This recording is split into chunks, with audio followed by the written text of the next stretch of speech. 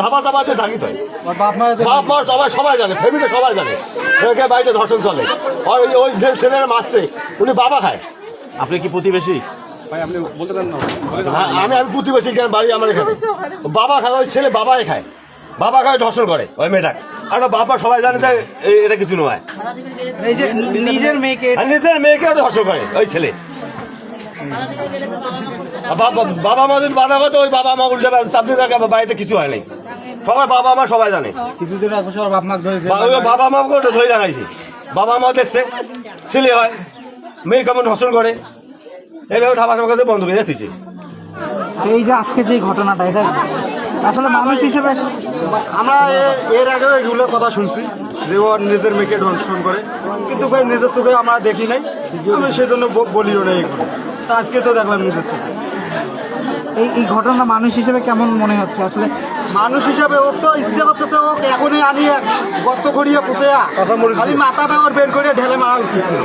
ভাই নামটা বলেন না, কি কার বিরুদ্ধে অভিযোগটা বলেন। রুমান। হ্যাঁ, নিজের মেয়েকে কিভাবে আসলে পারে? ভাই পশু রোগ যেরকম ওই রকম। ওর নেশা এমন কোনো নেশা নাই যে ও পড়ে না। ও বাবা খায়, হিরোইন খায়, তারপরে তোমার গাঁজা খায়, মদ খায়, সবগুলাই খায়। গাঁজা তো ডেইলি। একবেলা যদি না খায়, একবেলা যদি ওর পকেটে টাকা পয়সা না থাকে, ওর বাপ মা মারা শুরু করে দেয়। অত কোনো কর্ম নেই, ওর কর্ম শুধু ফোনে কথা হবে মেয়ের কণ্ঠে, হ্যাঁ ছেলের কাছ থেকে টাকা নিয়ে ওর কর্ম ওইটাই, ওইভাবে চলে। আচ্ছা ঠিক আছে, ঠিক আছে, ঠিক আছে, ঠিক আছে। আচ্ছা একটা কথা বলি, আপনার পাশের লোক এবং আপনার বন্ধুই হয়, তিনি অভিযোগ করলেন আপনি আপনার মেয়েকে এর আগে ধর্ষণ করছেন। এই বিষয়টা নিয়ে আমি আপনাদের কাছে হাত পা ধুতেছি, এই বিষয়ে আমাকে লজ্জা দেন না, অনুরোধ আপনাদের। আমি এই কাজ করি না, আর এই কাজ যদি আমি করি থেকে আমি আপনাদের কাছে কথা দিচ্ছি, আমার থানা পুলিশের কাছে দরকার নেই, আপনারা আমাকে মারি ফেলান।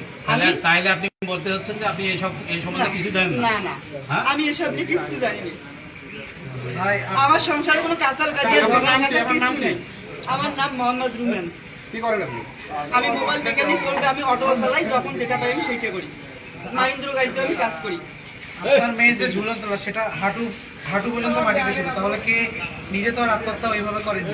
হাঁটু আমি যখন দরজা খুলি আমার মেয়ের দিকে তাকাচ্ছি, দরজাটা যখন খুলে থাকছি, মানে খুলছি গুলি জোরে ধাক্কা দিয়ে, যখন খুলি দেখি আমার মেয়ে হাঁটু এই অবস্থা এইরকম ছিল, এইরকম মানে গলায় উন্না পারছা। তাহলে আমি দেখি আপনার বাড়িতে কে আসতো? আমি দেখি আপনি যেভাবে বলতেছেন তা আপনার বাড়িতে লোকের যাতায়াত ছিল?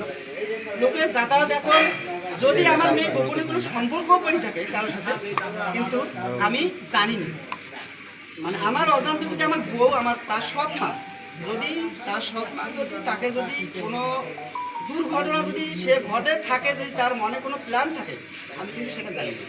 কিন্তু আমি মেয়েটাকে আমার পেটের ভাত না খেয়ে আমি আমার ঘরে কোনো জিনিস নাই, আমি সুকেশ বিক্রি করছি, ড্রেসিং বিক্রি করছি, আমি অনেক কষ্ট করে মেয়েটাকে আমাকে দেয় না, কিন্তু নোয়াখালীতে। তাহলে কি বলতে চাচ্ছেন আপনার বউ জড়িত আছে? বউ জড়িত এখন আমি চোখ দিয়ে সেটা দেখি নাই, যে সে মারলো কি না, আমি কিন্তু সেটা চোখ দিয়ে দেখি।